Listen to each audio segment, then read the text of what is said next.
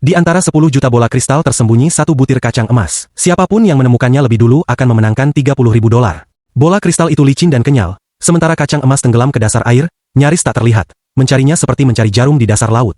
Tiga pria dewasa malah merasa bersemangat. Bola kristal yang lembut itu bisa dimainkan seharian, meski airnya dingin menusuk.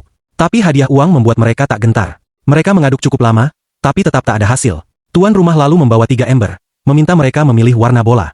Siapa yang lebih dulu memenuhi embernya akan mendapat petunjuk. David memilih biru, si pirang memilih merah, sementara George dengan cerdik memilih kuning. Paling banyak jumlahnya, segenggam langsung penuh.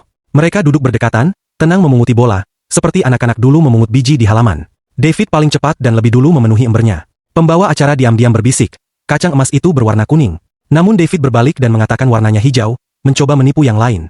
Licik tapi polos, bahkan anak kecil pun tahu warna emas. Ia baru sadar telah dikelabui. Pembawa acara itu memang lihai. Mereka kembali mencari. Bola kristal terasa lembut, sementara kacang emas keras. Jika tersentuh pasti terasa. Melihat keseruan mereka, pembawa acara pun ikut masuk, tapi setelah lama mencari, tetap tak menemukan apapun. Lalu dimulai tantangan kedua. Asisten menyembunyikan 10 bola karet di dalam kolam. Dalam 1 menit, siapa yang menemukan paling banyak akan menang. Mereka mulai mengaduk cepat. Bola karet sedikit lebih besar, tapi hanya George yang berhasil menemukan 2, sementara yang lain nihil. Hadiah George adalah sebuah jaring ikan, agar bisa menyaring bola satu persatu. Tapi itu terlalu lambat, jadi ia mulai memecahkan bola-bola kristal. Yang tak bisa dihancurkan pasti kacang emas. Pembawa acara menolak menyerah dan ikut lagi.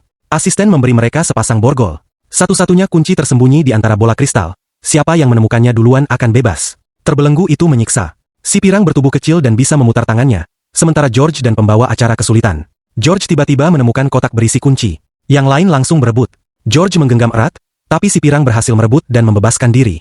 Ia memenangkan sebuah baskom, sementara yang lain hanya bisa menatap iri. Namun meski tangan terikat, mereka tetap bisa mencari dengan kaki. Asisten membuka borgol mereka, lalu memulai tantangan berikutnya. Kali ini, siapa yang berhasil melempar bola kristal ke dalam gelas di depan akan menang. Mereka bergiliran melempar, jaraknya cukup sulit.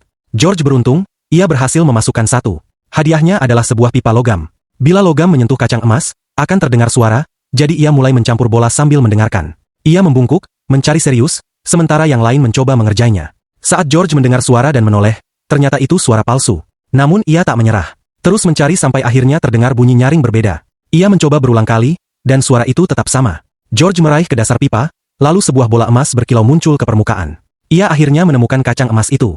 Setelah hampir 6 jam, perjuangannya terbayar lunas. Selamat untuk George, pemenang sejati hari itu. Tapi pertanyaannya sekarang, menurutmu, cara apa yang paling cepat untuk menemukannya?